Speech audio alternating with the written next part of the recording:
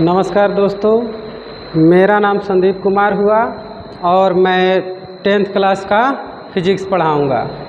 10th class के physics का पहला चैप्टर है लाइट।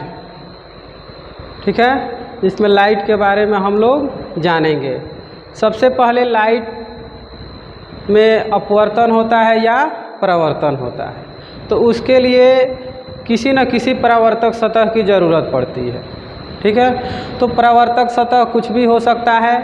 हम देखेंगे शीशा के बारे में, जिसको कहते हैं मिरर। ठीक है, मिरर यानी शीशा जो होते हैं, इसको हम लोग फिजिक्स में दर्पण कहते हैं। ठीक है, दर्पण देखेंगे तो हम लोग दो प्रकार के होते हैं। ठीक है, दर्पण कितने प्रकार के होते हैं? दर्पण दो प्रकार के होते हैं। ठीक है, पहला दर्पण जो होता है समतल होता है। क्या होता है? समतल, समतल दर्पण। और दूसरा होता है गोलीय दर्पण। समतल दर्पण और गोलीय दर्पण। ठीक है, दर्पण दो प्रकार के होते हैं, समतल दर्पण और गोलीय दर्पण। ठीक है, अब समतल दर्पण किसे कहते हैं और गोलीय दर्पण किसे कहते हैं, तो इसको हम बारी बारी से देखेंगे। तो समतल दर्पण किसे कहते हैं? जिसका परावर्तक सतह समतल रहता है। ठीक है, यानी कि परावर्तक सतह कैसा होना चाहिए? परावर्तक सतह समतल होना चाहिए। ठीक है, समतल होगा तो उसे हम समतल दर्पण कहेंगे। ठीक है, और गोलीय दर्पण किसे कहते हैं? तो जिसका परावर्तक सतह कैसा होगा? गोलीय होगा। कैसा होगा? गोलीय। परावर्तक सतह जिसका गोलीय होगा उसे गोलीय दर्पण कहेंगे, और जिसका परावर्तक सतह समतल रहेगा उसे हम समतल दर्पण कहेंगे। तो परावर्तक सतह क्या होता है? तो परावर्तक सतह देखिए, समतल दर्पण में अगर हम मानते हैं कि ये Mn क्या है? Mn एक दर्पण है। ठीक है, तो इसका परावर्तक सतह कौन होगा? अगर हम नीचे से पेंट कर देते हैं तो ये जो ऊपर वाला भाग होगा ये परावर्तक सतह रहेगा। ठीक है, तो इसी पर जब प्रकाश की किरणें पड़ती हैं, तिरछी पड़ती हैं, तो वे दूसरी दिशा में परावर्तित हो जाती हैं। इसीलिए इसको हम परावर्तक सतह भी कहते हैं। तो ये समतल दर्पण का परावर्तक सतह हुआ। ठीक है, और गोलीय दर्पण कैसा होता है? तो गोलीय दर्पण गोल होता है। ठीक है, गोलीय दर्पण कैसा होता है? गोल होता है। लेकिन पूरा अगर गोल रहेगा तो इस पर परावर्तक नहीं हो पाएगा, इसलिए हम क्या करते हैं? इसका आधा भाग हम इधर से काट देते हैं, तो ये कैसा हो जाता है? इस प्रकार का हो जाएगा, और नहीं तो इस प्रकार का हो जाएगा। ठीक है, तो ये क्या बन जाएगा? एक बन जाएगा अवतल दर्पण और एक बन जाएगा उत्तल दर्पण। तो अवतल दर्पण कौन बनेगा? अगर हम इधर से इसको पेंट कर देते हैं तो ये बन जाता है अवतल दर्पण। ठीक है, लेकिन अगर हम इसको इधर से पेंट कर देंगे तो ये क्या बन जाएगा? उत्तल दर्पण। ठीक है, तो अवतल दर्पण और उत्तल दर्पण। ठीक है, तो गोलीय दर्पण दो प्रकार के होते हैं, अवतल दर्पण और उत्तल दर्पण। ठीक है, अवतल दर्पण क्या होगा? तो जिसका परावर्तक सतह अंदर की ओर क्या होगा? धंसा रहेगा।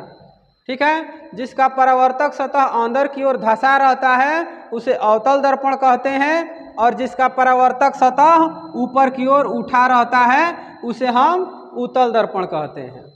ठीक है, अब इस पर हम लोग देखेंगे,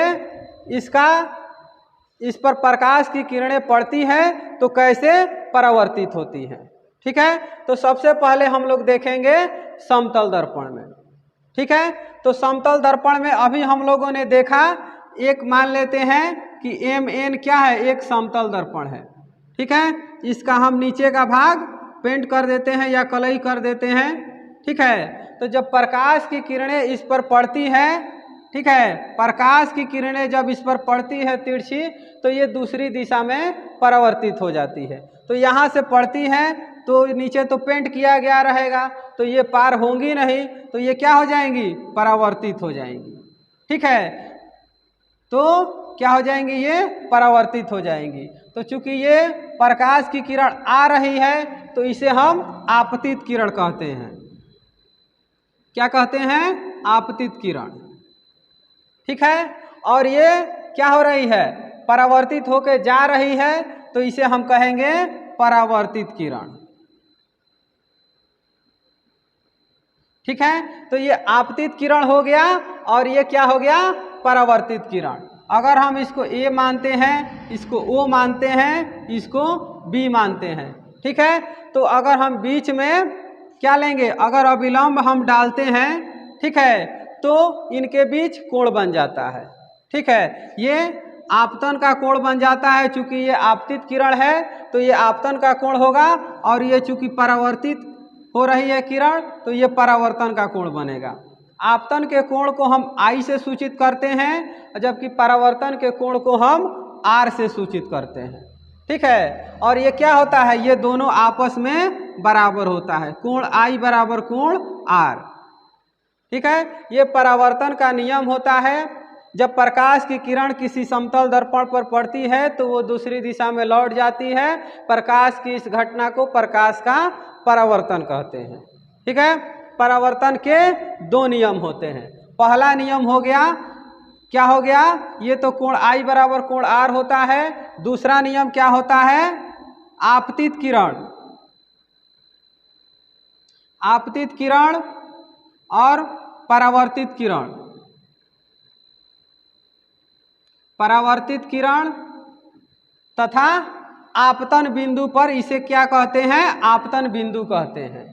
ठीक है, क्या कहते हैं, आपतन बिंदु। तो आपतित किरण, परावर्तित किरण तथा आपतन बिंदु पर डाला गया अविलंब, आपतन बिंदु पर डाला गया अविलंब, ये तीनों क्या होते हैं, तीनों एक ही तल में होते हैं। ठीक है, ये तीनों एक ही तल में होते हैं।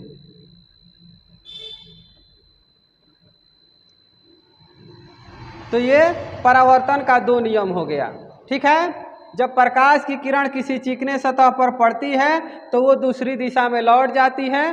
प्रकाश की इसी घटना को प्रकाश का परावर्तन कहते हैं। इसके दो नियम होते हैं। कौन कौन सा नियम होता है, पहला होता है आपतन का कोण आई परावर्तन का कोण आर के बराबर होता है, तथा दूसरा नियम क्या होता है, आपतित किरण, परावर्तित किरण तथा आपतन बिंदु पर डाला गया विलंब तीनों क्या होते हैं, तीनों एक ही तल में होते हैं।